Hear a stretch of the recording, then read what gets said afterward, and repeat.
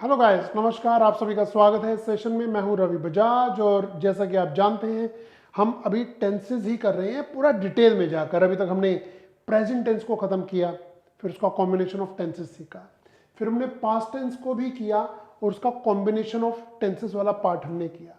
अब हम future tense किया था लास्ट क्लास में, ख़त्म हो गया था ये, और आज बारी है इसके कॉम्बिनेशन की। तो आज हम करने वाले हैं combination of tenses of future tense. Okay, और आज इसमें हम एक तीर से तीन निशाने करेंगे, वैसे दो नहीं तीन। ये कौन से तीन निशाने बढ़ाएंगे मैं आपको थोड़ी देर में बताऊंगा। अभी हम इसे बढ़ाते हैं आगे। देखिए, हमने प्रेजेंट, पास्ट, फ्यूचर और इसके कॉम्बिनेशन पढ़े, बट अब आज बारी है फ्यूचर कॉम्बिनेशन ऑफ टेंसेस की। और इसमें भी ऐसा ही होगा, एक कंप्लीट पार्ट होगा, एक इनकम्प्लीट पार्ट होगा। बट ये शुरू करने से पहले मैं आपसे एक प्रश्न करता हूँ। एक क्वेश्चन है बड़ा सिंपल सा। जब मैं आगरा जाऊंगा तो मैं तुम्हारे लिए मिठाई लाऊंगा।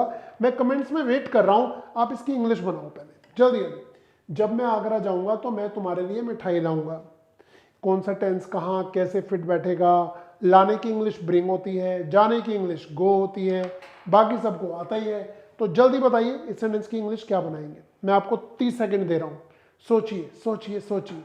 बहुत सिंपल सेंटेंस है, कोई रॉकेट साइंस नहीं है। जब मैं आगरा जाऊंगा तो मैं तुम्हारे लिए मिठाई लाऊंगा।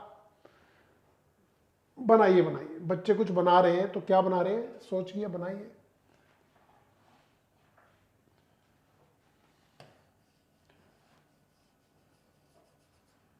व्हेन आई, आगे बताओ क्या आएगा।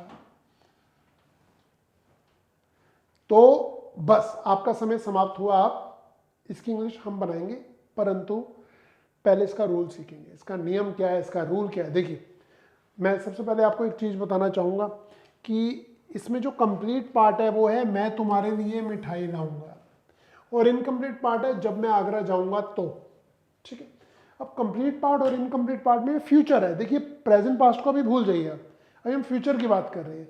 तो यहां पर क्या होगा जी, ये देखिए रूल, देखिए रूल लिख देते हैं पहले आपको। मुझे पता है बहुत सारे बच्चों ने इंग्लिश बनाई होगी, when I will go to Agra I will bring sweets for you. वो गलत है। क्यों गलत है, आइए सीखते हैं सही क्या और क्यों। देखिए, पहले हम करेंगे, एक कंप्लीट पार्ट है और एक इनकम्प्लीट पार्ट है ना। तो कौन सा क्या है ये देखिए, combination of tenses future tense. Complete part में हम यूज करेंगे as usual same sentence, same tense, even same tense. परंतु इनकम्प्लीट पार्ट में हमें यूज करना चाहिए प्रेजेंट इंडेफिनिट।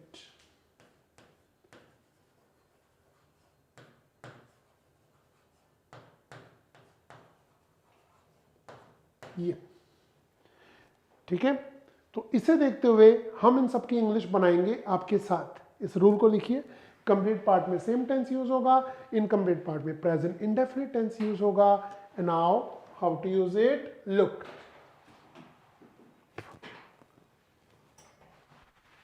जब मैं आगरा जाऊंगा तो,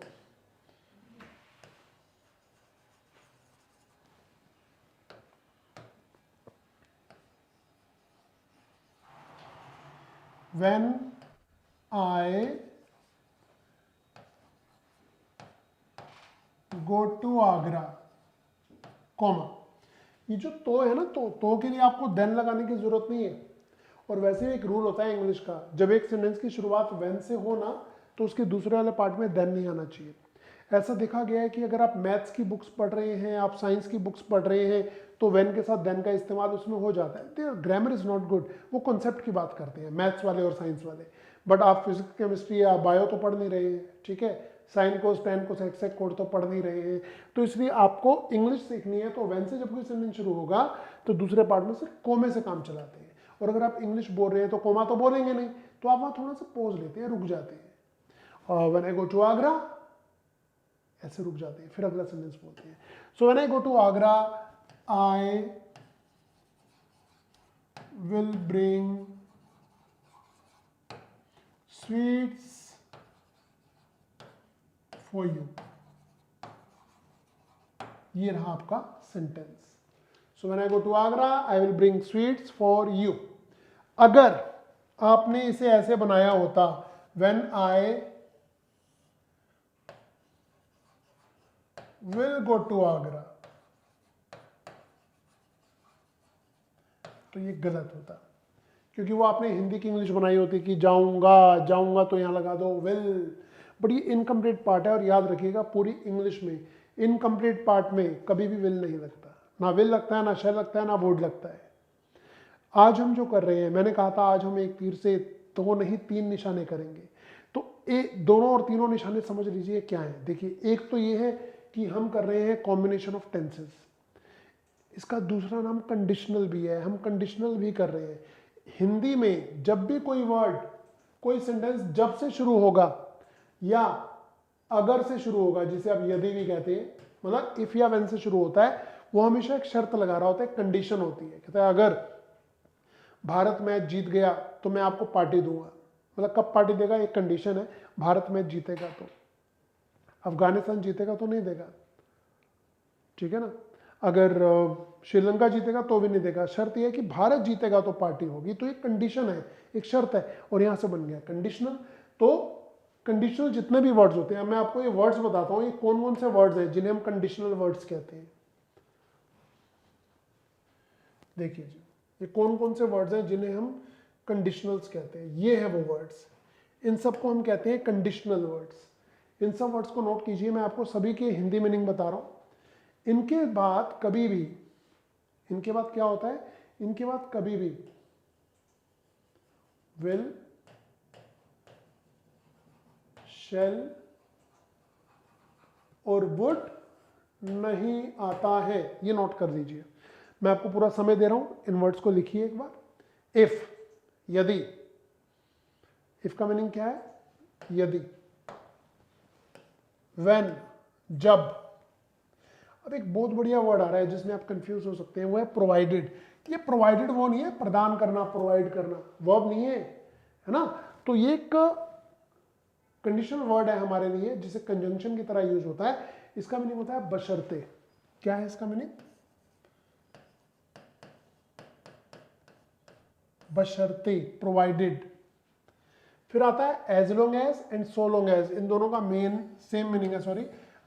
as long as and so long as का मीनिंग होता है जहां तक तुम सच बोलोगे मैं तुम्हारा साथ दूंगा, जहां तुम झूठ बोलोगे मैं छोड़ दूंगा, ठीक है। फिर आगे आता है जी कौन सा, एज सुन एज, जैसे ही, जैसे ही। सपोज, मानो। इन केस, इसका भी मीनिंग मानो है। In that case, in that condition. On condition, उस परिस्थिति में। अनलेस का मीनिंग होता है जब तक नहीं। अंटिल का भी मीनिंग होता है जब तक नहीं। आफ्टर, बाद में। बिफोर, पहले।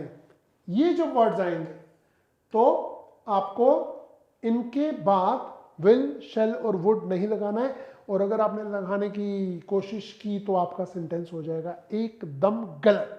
इन सबको लिख लीजिए या इसका स्क्रीनशॉट ले लीजिए, मैं स्क्रीन से पीछे हो जाता हूं, देखिए। ओके, तो अब हम कुछ सेंटेंस की इंग्लिश बनाएंगे, ये देखिए जी। अभी अपने पहले सेंटेंस की इंग्लिश बना ली थी, when I go to Agra. मैं एक बार फिर यहां लिख देता हूं, when I go to Agra, comma, I will bring sweets for you। और आप चाहें तो इस पार्ट को पहले भी लिख सकते हैं, I will bring sweets for you when I go to Agra. एक चीज ध्यान रखिएगा, जब आप इस सेंटेंस को शुरू में लिखेंगे और व्हेन बीच में आएगा तो कोमा नहीं आएगा, याद रखिएगा, क्योंकि ये जो व्हेन है ना, ये कंजंक्शन वाला वर्ड है, एक कंजंक्शन है, और इससे पहले, व्हेन से पहले कोमे की जरूरत ही नहीं है। ओके, तो यहां तो व्हेन से शुरू हो रहा है तो आपको बीच में कोमा लगाना पड़ेगा, देन की जगह, तो की जगह। बट जब उल्टा पुल्टा करेंगे तो आप कोमा नहीं लगाएंगे। आप कंफ्यूज ना हो, इसलिए एक सेंटेंस को मैं ऐसे लिख देता हूं, ठीक है, जरूरी है जी। सो हम ऐसे लिखते हैं और करके, I will bring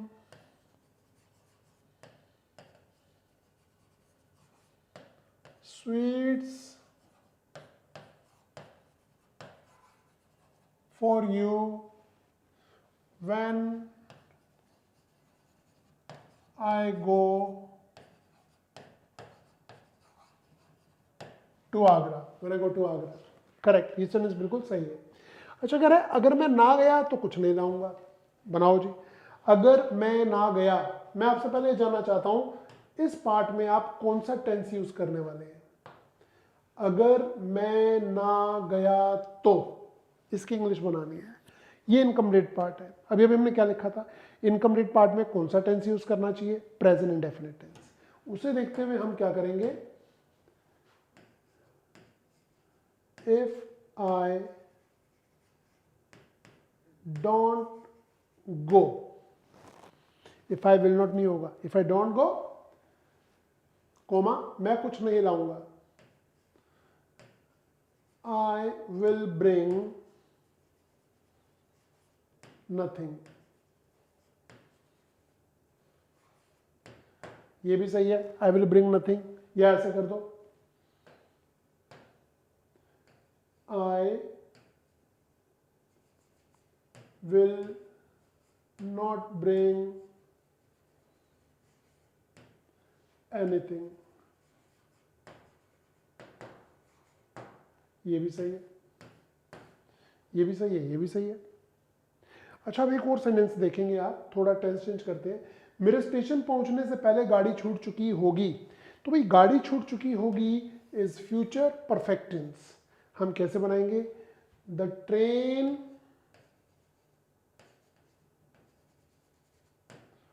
will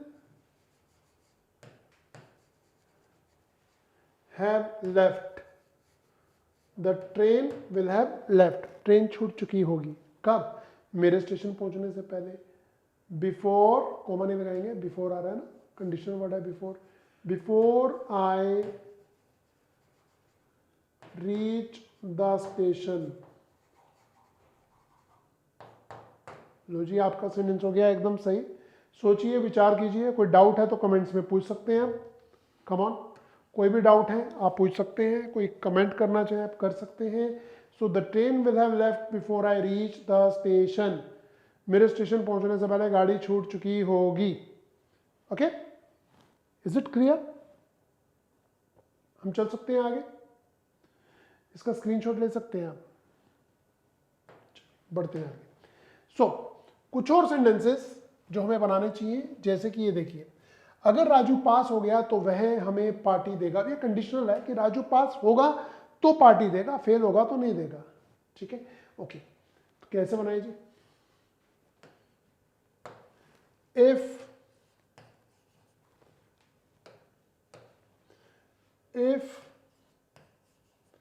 Raju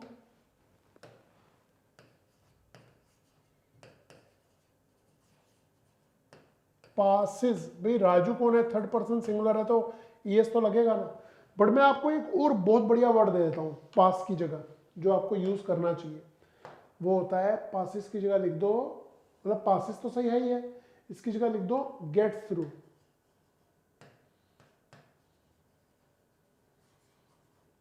ये भी यूज कर सकते हैं, इफ राजू गेट्स थ्रू, पास हो गया तो क्या करेगा, comma he will give us treat, party देगा। यहां मैं आपको एक और चीज बताया था, पार्टी देने के लिए एक वर्ड बहुत ज्यादा यूज होता है, गिव की जगह हम कहते हैं थ्रो, थ्रो अस ट्रीट, वो हमें ट्रीट देगा। और आपको बता दूं ट्रीट के लिए भी एक और वर्ड यूज होता है बैश, BSH, बैश, इसे नोट करिए, if Raju get through he will throw us bash, the bash भी कर सकते हैं जी, द बैश, द ट्रीट, ठीक है, इसे नोट करिए। आप चाहें तो इस पार्ट को पहले बनाइए, Raju will throw us the bash if he get through, ये भी सही है। ओके, आए कुछ और सेंटेंसेस हमारी प्रतीक्षा कर रहे हैं, उन्हें बनाते हैं। अगर बारिश हुई तो हम टीवी देखेंगे, लो जी, इफ इट रेन्स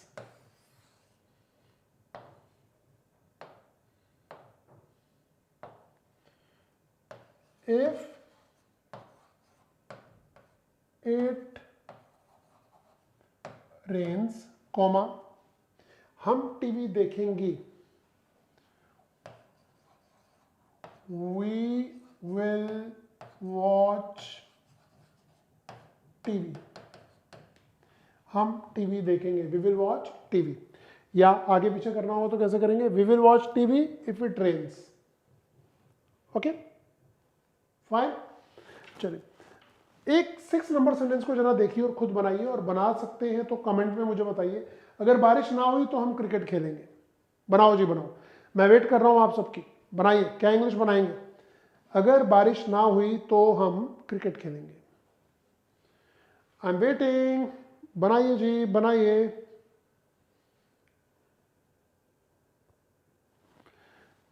चलिए हम भी साथ साथ बनाते हैं। If it does not rain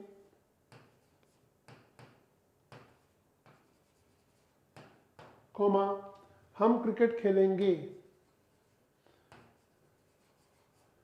we will play cricket, we will play cricket is the correct sentence. आप चाहे तो इस पार्ट को पहले ला सकते हैं, we will play cricket if it does not rain. Correct, fine. तो ये बन गए हमारे बड़े सिंपल से सेंटेंसेस, जिसमें एक कंप्लीट पार्ट है, एक इनकम्प्लीट पार्ट है। अब आप पूछेंगे जी, एक क्वेश्चन आपके दिमाग में आ रहा है, जब ये टॉपिक आज शुरू हुआ था तो हमने कहा था कि एक तीर से 3 निशाने करने वाले हैं, तो ये तीसरा निशाना कौन सा है? देखिए पहला निशाना तो यह है कि हम कॉम्बिनेशन ऑफ टेंसेस कर रहे हैं फ्यूचर का, ये तो एक निशाना हमने सही लगा दिया, मछली की आंख में अर्जुन का निशाना। सेकंड पार्ट हमने कहा कि इसका नाम कंडीशनल भी है, ये कंडीशनल सेंटेंसेस आज से हमारे शुरू हो गए हैं, अब अगली आने वाली 3-4 क्लासेस में कंडीशनल ही चलने वाले हैं। और तीसरा निशाना क्या है? ये बहुत मजेदार क्वेश्चन है। देखिए एक टॉपिक था जो आपने कभी बचपन में किया था बट आपको स्कूल कॉलेज में कभी समझ ही नहीं आया। उस टॉपिक का नाम था clauses, compound and complex sentences. आज समझिए हम वही कर रहे हैं। ये हमने जितने भी कॉम्बिनेशन ऑफ टेंसेस किए हैं, प्रेजेंट का, पास्ट का, फ्यूचर का, ध्यान रखिएगा इसमें एक कंप्लीट पार्ट होता है और एक इनकम्प्लीट पार्ट होता है। ऐसे ही पढ़ा ना आपने, ऐसे ही पढ़ा ना आपने, फाइन। तो बता देते हैं आपको, ये जो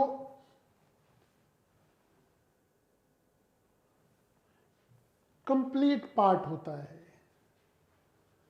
ये जो कंप्लीट पार्ट होता है, इसका दूसरा नाम है प्रिंसिपल क्लोज।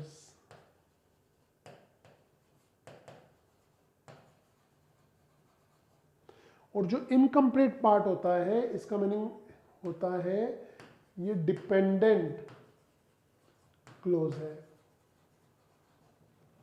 तो आपने पढ़ा होगा कभी बुक्स में, डिपेंडेंट क्लोज होता है और प्रिंसिपल क्लोज होता है। जो प्रिंसिपल क्लोज होता है इसका दूसरा नाम इंडिपेंडेंट क्लोज भी होता है। ये अपने आप में इंडिपेंडेंट होता है।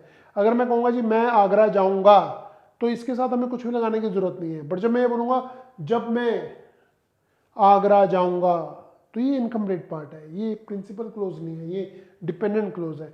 डिपेंडेंट क्लोज सिर्फ अकेला लिखा जाए तो उसका कोई मीनिंग नहीं होता, वो इनकम्प्लीट कहलाता है। उसके साथ हमें एक प्रिंसिपल क्लोज ऐड करना ही पड़ता है, तभी सेंटेंस की एक सेंस निकलती है। तो तीसरा निशाना ये है कि आज हम क्लोजेस भी कर रहे थे और इसका दूसरा नाम, इस टॉपिक का नाम क्लोजेस ही है। ओके, 3 निशाने हो गए। कुछ भी क्वेश्चन है आपके दिमाग में तो कमेंट कर सकते हैं। आइए कुछ और सेंटेंसेस हम बना रहे हैं। ये याद रखिएगा, ये बहुत खास वर्ड्स हैं, इन्हें आपको पढ़ना है। ये सब कंडीशनल्स होते हैं, ठीक है। एंड नाउ जैसे ही वह अपना हाथ उठाएगा हम चिल्लाएंगे। जैसे नहीं, जैसे ही। जैसे ही की इंग्लिश क्या होती है? As soon as he raises his hand, हम क्या करेंगे? हम चिल्लाएंगे। We will shout, we will shout, we will scream। लिखिए, ऐसे लिखिए, एक एक करके लिखिए सभी से। We will shout या we will scream। कह रहे जब भारत मैच जीतेगा तो हम नाचेंगे। When India wins the match, comma, तो हम नाचेंगे, we will dance। आगे पीछे कैसे करेंगे? we will dance when India wins the match। But उस केस में जो हम इसे उल्टा पुल्टा करेंगे, आगे पीछे करेंगे तो कोमा नहीं आएगा। ओके, अगला कह रहा है मैं तुम्हारी मदद करूंगा बशर्ते तुम सच बोलोगे। तो मैं तुम्हारी मदद करूंगा, ये तो फ्यूचर इंडेफिनिट टेंस है, simple. I will help you. बशर्ते की इंग्लिश क्या होती है जल्दी बताइए, अभी हमने लिखी थी बशर्ते, बशर्ते, बशर्ते ऑन द कंडीशन, है ना, तो हम बोलेंगे प्रोवाइडेड, प्रोवाइडेड तुम सच बोलोगे। अब जब प्रोवाइडेड आ गया ना, तो उसके बाद वाले पार्ट में आप विल शैल वुड नहीं लगा सकते, क्योंकि इनकम्प्लीट पार्ट है। यू स्पीक द ट्रूथ,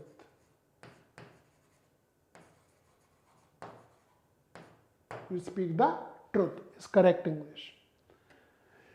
और अब आ गई एक गाने की लाइन, अगर तुम मिल जाओ जमाना छोड़ देंगे हम, ये भी एक कंडीशनल है ना। इसकी इंग्लिश जल्दी जल्दी बनाइए, मैं वेट कर रहा हूं आप क्या बनाते हैं। हम कमेंट्स में देख रहे हैं, आपके पास 30 सेकंड का समय है, इंग्लिश बनाइए जल्दी जल्दी। Come on, come on, come on, I would like to check क्या बनाएंगे आप।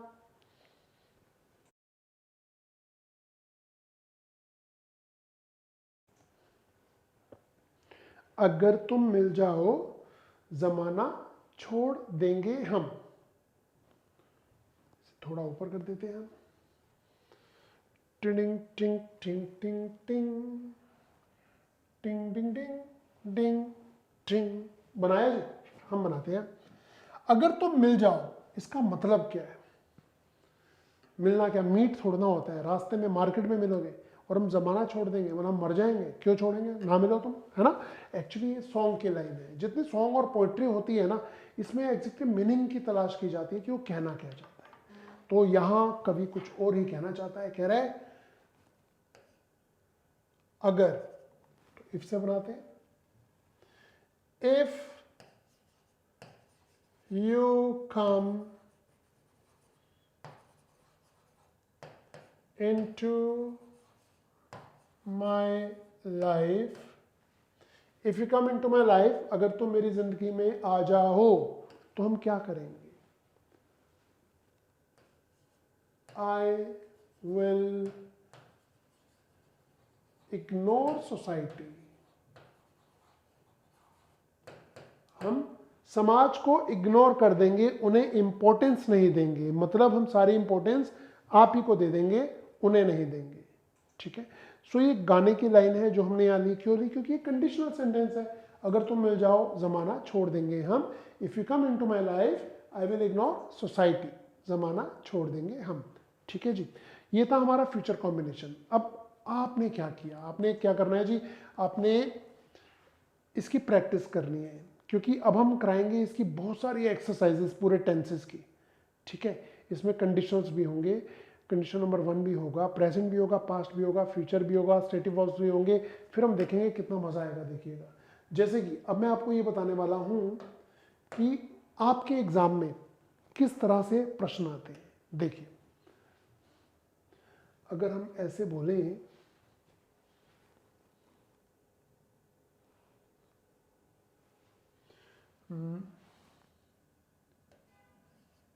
if you dash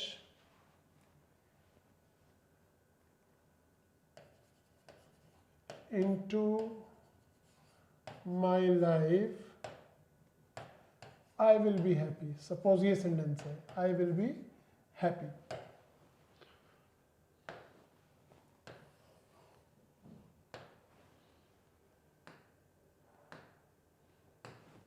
I will be very happy।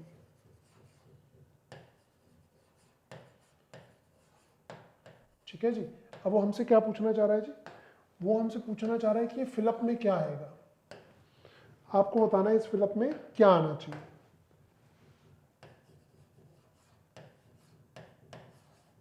देखिए अब यहां पर हम ऑप्शंस देते हैं, क्या क्या ऑप्शन है,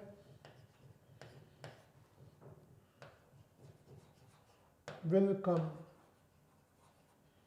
बी ऑप्शन क्या है, कम्स, सी ऑप्शन क्या है, केम, और डी ऑप्शन क्या है, ओनली कम। एक सही है इनमें से, 3 गलत है, आपको पता लगाना है कि वो एक कौन सा सही है। तो कैसे पता लगाएंगे भाई, हमारा वही पार्ट जो हमने पढ़ा, पहले तो पता लगाओ कि ये फ्यूचर टेंस वाला पार्ट है, प्रेजेंट वाला पार्ट है, या पास्ट वाला है। भाई सेंटेंस में यहां पर विल आ रहा है तो ये फ्यूचर वाला है। अब फ्यूचर वाले में भी ये देखो, इसमें 2 पार्ट्स हैं क्या, बिल्कुल है जी। एक इफ वाला पार्ट है, एक दूसरा पार्ट है। दूसरे पार्ट में क्या रहा है, फ्यूचर इंडेफिनिट टेंस। तो जो इनकम्प्लीट पार्ट वाला है, if, when, as soon as, provided, after, before, in case, on the condition, provided, ये जो वर्ड्स अभी हमने किए थे, अगर ये आ रहे हैं तो इसके साथ प्रेजेंट डेफिनेट वर्ड आना चाहिए। अब यू सेकंड पर्सन है जिसके साथ एसोरियस तो नहीं लगेगा फर्स्ट फॉर्म में, तो हमारा सही आंसर क्या हो जाएगा, if you come. D is the correct answer. आया समझ आपको, इज द करेक्ट आंसर। तो इस तरीके से प्रश्न एग्जाम में पूछे जाते हैं। इसी को पूछने का एक दूसरा तरीका यह है कि वो ऐसे लिख देगा, if you came into my life. मैं आपको बता देता हूं, कंफ्यूज मत होइए, प्रॉपर लिखिए। कह रहा है if you came into my life I will be enthralled, मतलब सरप्राइज। अब कह रहे हैं इसके ना पार्ट्स करके दे देगा वो आपको। जैसे एक पार्ट ये कर देगा, इफ यू कम, ये हो गया A part, into my life, ये हो गया B part, I will be enthralled, ये हो गया सी पार्ट, और एक और पार्ट बना देगा वो नो एरर, डी पार्ट, उसमें लिखा होगा नो एरर। अगर आपको लग रहा है कि ये सेंटेंस में कोई गलती नहीं है तो आपका आंसर डी होना चाहिए। अब पता लगाइए जी, अगर आपने ये टॉपिक पढ़ा हुआ है कोई दिक्कत ही नहीं है, क्या बोलोगे, इफ यू केम, ये गड़बड़ है। तो हमारा जो सही आंसर है वो है ये। तो क्या करना होगा, केम का करना होगा कम, हमारा आंसर हो जाएगा सही। तो ए पार्ट में एरर है, बस आपको ये बताना होगा। इस तरीके से आपसे बहुत सारे क्वेश्चन पूछे जाएंगे, चाहे वो एरर वाले हो, चाहे वो फिल इन द ब्लैंक्स वाले हो, चाहे वो करेक्शन वाले हो। ठीक है, एक बार मैं पीछे हो जाता हूँ, इसका स्क्रीनशॉट ले लीजिए, बहुत जरूरी है।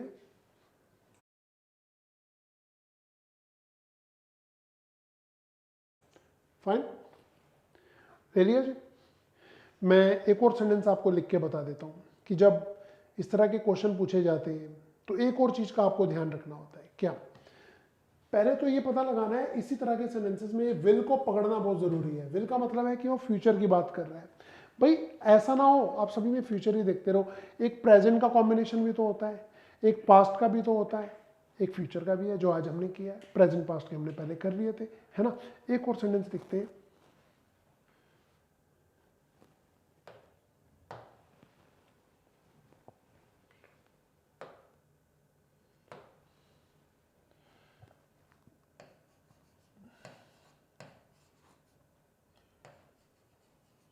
if he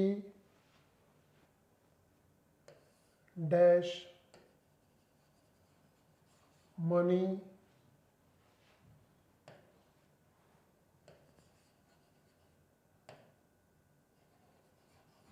you will not